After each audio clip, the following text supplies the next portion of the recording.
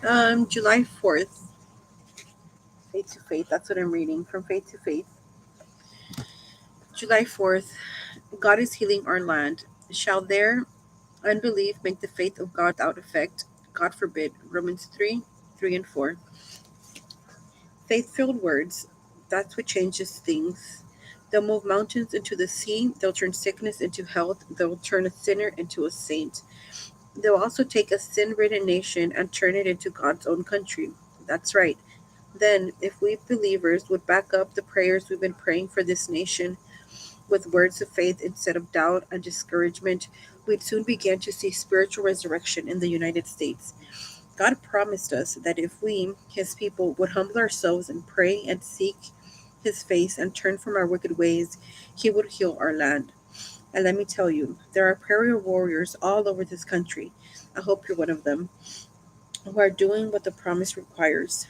But even so, you don't hear many people saying, "This is great, God is healing the land." You don't hear people speaking out by faith the promise of God. Instead, you hear them saying, oh my, did you hear what those terrorists are doing?" Or some other destructive thing they've seen on television. Listen, we need to stop preaching what the terrorists are doing and start telling what God is doing. God said He is healing His land, this land. We must start speaking about this country by faith instead of going around spouting bad news all the time. Of course, that will sound odd to most people. Some of them may even think we slipped a few cogs, but that's nothing new. Let me tell you something. One handful of believers who are listening to, trusting in, and speaking out the good news of God are more powerful than all the devils on earth.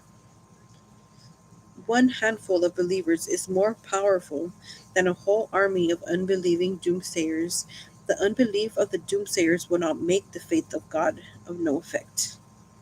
That's why over the last 35 years, Gloria and I have learned to turn a deaf ear to the bad news and just start praising and thanking God for His deliverance. Every word of praise we speak releases faith in our heart.